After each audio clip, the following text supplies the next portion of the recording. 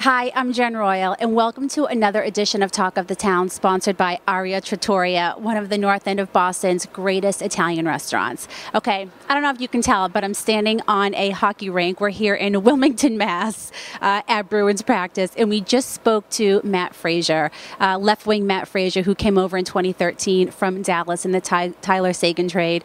And listen, if this isn't the most humble athlete you've ever heard from, then I don't know what you're watching. But great kid, great conversation. And you know what? It was nice to see him get some playing time on Saturday due to David Krejci's scratch. He has a lot to prove here in the NHL. I think he proved a lot on Saturday, scoring the 2 goals against Ottawa. So here's Matt Fraser. First NHL goal you score last year, February 25th. In July, you get traded to Boston. Yeah. And then you score a pretty memorable game-winning overtime goal against Montreal in May.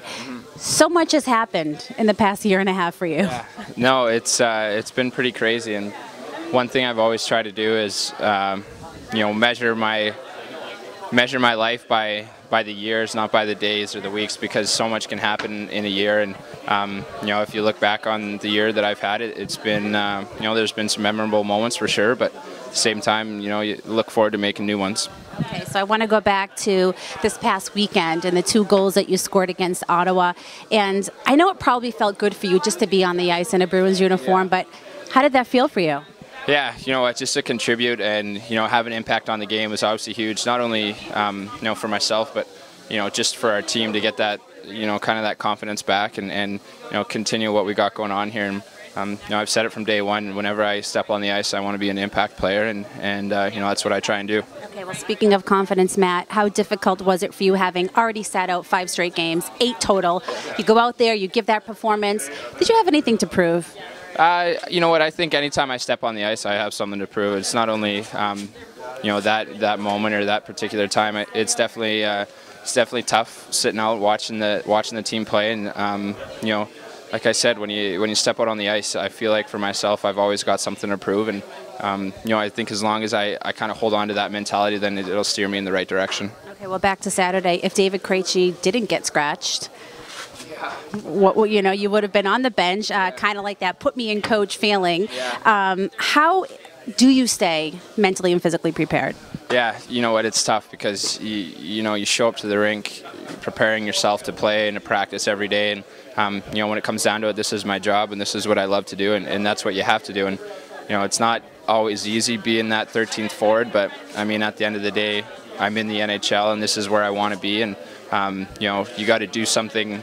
You got to bring something to the team where the coaches want in the lineup, and the coaches want to say, yeah, we need that in the lineup night in and night out. Okay, well, obviously you showed a lot to the fans on Saturday night. I know sometimes people probably think of you as the guy that we got for Tyler Seguin, right? Undrafted.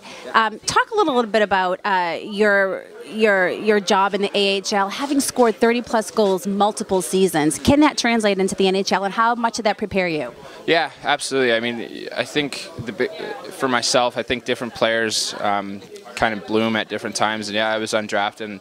And, for myself, there was, some obstacles that I had to overcome to get to where I am. But at the end of the day, I think that's what kind of suits me so well here, is because, it's tough sitting out, but there's plenty of harder things that I've gone through to get where I am. And, there's lots of long days and days that aren't easy, but at the end of the day, like I said, you're in the NHL, you have to prepare yourself like you're going to play every night, and like, when you step on the ice, and whether it's a practice or a game, you got to be ready. Wow. I just have to say, that attitude, you don't hear it very often, but that must keep you sane. Yeah, you know what, it keeps you pretty humble for sure. I mean, there's a lot of obstacles that, not only me, but lots of guys have overcome to get where we are, and this is the NHL, and when you're here, no one really cares how you got here. You got to do what you can to keep yourself here and to keep yourself motivated. Especially in Boston. What have you done for me lately, right? Yeah, exactly. And I mean, this dressing room's full of such great players that it's a hard decision for these coaches every night for who they want to put in the lineup.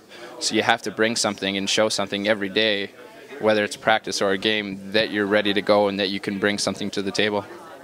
All right. Well, it was nice to see you do so well on Saturday, and we wish you the best of luck here in Boston. Thank you very much. I appreciate it.